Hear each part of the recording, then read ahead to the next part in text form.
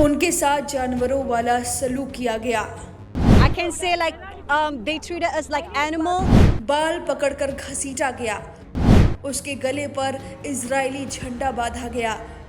Israel के लोग बेहद निर्दयी हैं। Very intensely, and they even put the Israeli flag on her face, and they even put Greta on a trolley. They treated her like animal. सुना आपने, बाल पकड़कर घसीटा गया, गाली गलौज की गई, इजरायली फ्लैग को किस करवाया गया, उनके साथ जानवरों की तरह बर्ताव किया गया।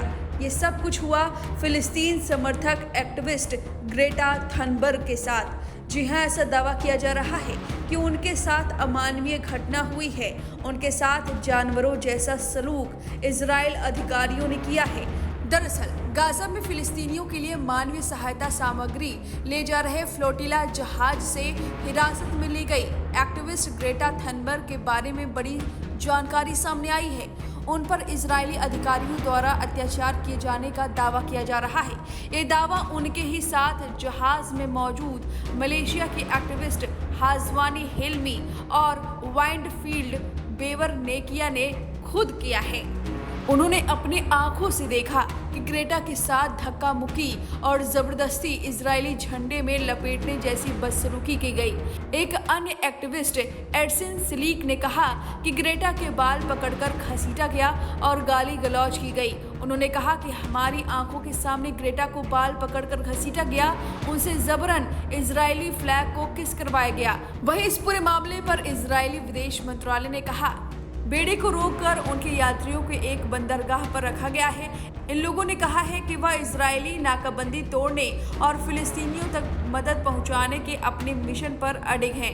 गाजा की ओर जा रहे राहत सहायता काफिले में शामिल एक कार्यकर्ता ने सोशल मीडिया पर जानकारी दी कि इजरायली नौसेना के पोत उनके काफिले के पास आए और उन्हें जहाजों के इंजन बंद करने का आदेश दिया।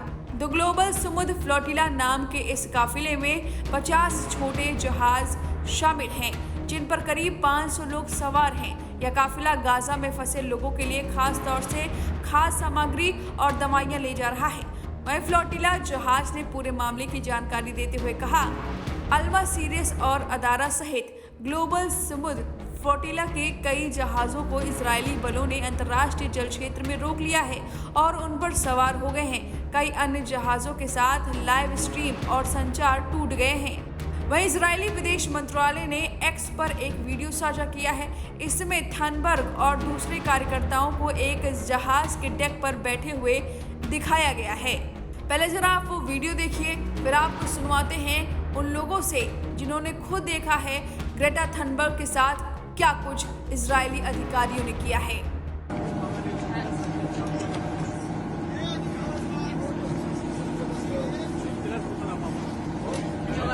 वही हाजवानी हेल्मी और वाइल्ड फील्ड बेवर ने बताया कि ग्रेटा थनबर्ग से आतंकियों की तरह एक्ट करने को कहा गया। यह बड़ा ही भयावह था। उनके साथ जानवरों की तरह बर्ताव किया गया।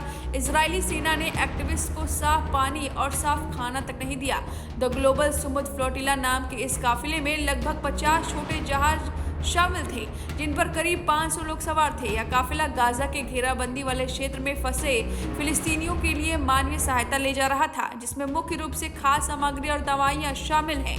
हैरानी की बात यह है कि इजराइल ने ये सब कुछ उस वक्त किया है जब हमास ने लगभग 2 साल से जारी युद्ध को समाप्त कराने के अमेरिकी राष्ट्रपति डोनाल्ड ट्रंप के प्रस्ताव की कुछ शर्तें मानी हैं।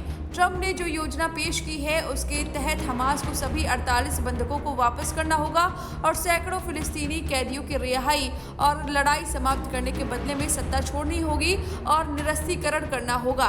ट्रंप के इस प्रस्ताव को इजरायली प्रधानमंत्री बेंजामिन नेतन्याहू ने स्वीकार कर लिया है, लेकिन इस प्रस्ताव में फिलिस्तीन को देश के तौर पर मान्यता देने के बारे में कोई बात नहीं कही है और इस तरह से अब ऐसा हमला किया जा रहा है फिलिस्तीनी समर्थकों के साथ। अब जाते जाते उन लोगों को सुनिए जिन्होंने बताया कि ग्रेटा थनबर्ग के साथ क्या कुछ हुआ। It was a disaster.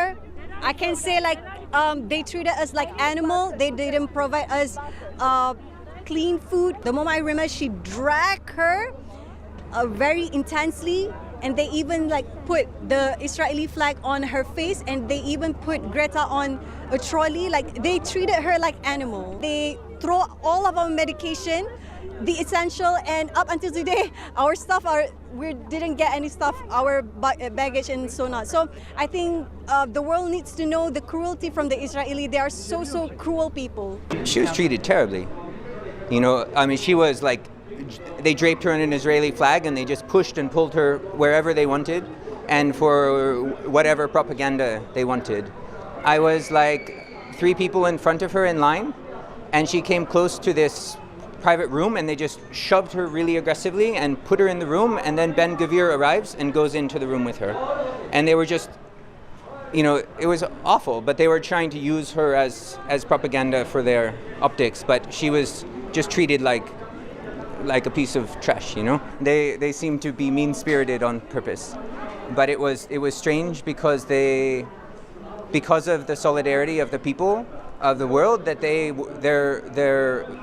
their capacity for violence was restrained, and so then they were just disorganized. It was very strange. It's like they were very mean. And last day in the jail, when my companions were praying, the first prayer of the morning, Israelis enter with violence and try to stop this, and I can't stay more still. And so I did my opposition with them. I've never lived something similar. It's just a little part of what Palestinian people can live there, because our treatment is different, was better, but it was really bad, not humanity. Guys, they are like, I don't know, fanatic, really, as nobody else in the world I've seen before. Something really bad. Very disgusting how they treated us in the prison. They were they had a very much protocol, so-called protocol, just to make us feel so disgusted with ourselves, and then we had to change our clothes, and then they will put us into a cage under a very sunny bright, and then they didn't treat us as a hijabi. Some of our Muslim women, they denied their hijab, and then when we were in cell, they didn't even give us clean water and also medicine, even when we asked. And one woman was in a serious dire need of a medicine. They denied it. They say if she didn't die yet, then it's okay. And then we had to drink from the tap water in the toilet.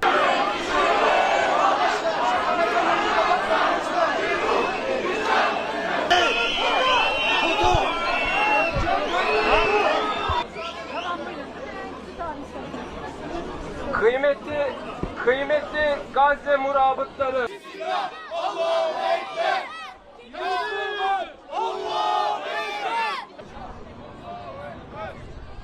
Kahrolsun İsrail, kahrolsun Amerika, kahrolsun İsrail, İsrail, Filistin'den defol.